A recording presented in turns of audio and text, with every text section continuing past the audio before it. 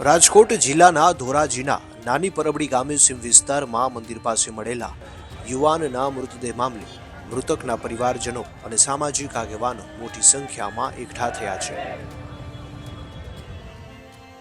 મૃતકના પરિવારનો આક્ષેપ છે કે મૃતક વિમલ સાગઠિયાની હત્યા કરી દેવામાં આવી છે અને શકમંદોના નામ પણ પોલીસને આપવામાં આવ્યા છે।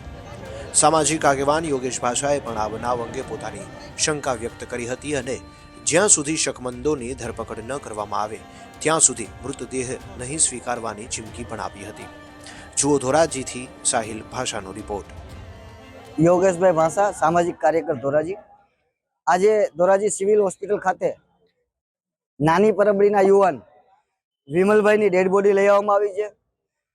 વિમલભાઈનું નજરે જોતા ડેડ બોડી જોતા લાગે છે કે મર્ડર થયું છે, જે બાબતે પોલીસ પણ અહીંયા ઉપસ્થિત છે અને આની જે પંચનામાની વિધિ હાલે છે, સાથે સાથે જે આરોપીઓએ મર્ડર કર્યું છે જેની ઉપર શંકા છે, આરોપીઓના નામ આપ્યા છે પોલીસને। પોલીસ આ આરોપીઓને તાત્કાલિક ધરપકડ કરે અને એની ઉપર ગુનો દાખલ કરે એવી અમારી માંગણી છે। અને જ્યાં સુધી આરોપીઓની ધરપકડ નહીં થાય ત્યાં સુધી અમે ડેડ બોડી સ્વીકારશું નહીં અને આના જે કંઈ પરિણામો આવશે એના જવાબદાર ધોરાજીની તાલુકા પોલીસ રહેશે।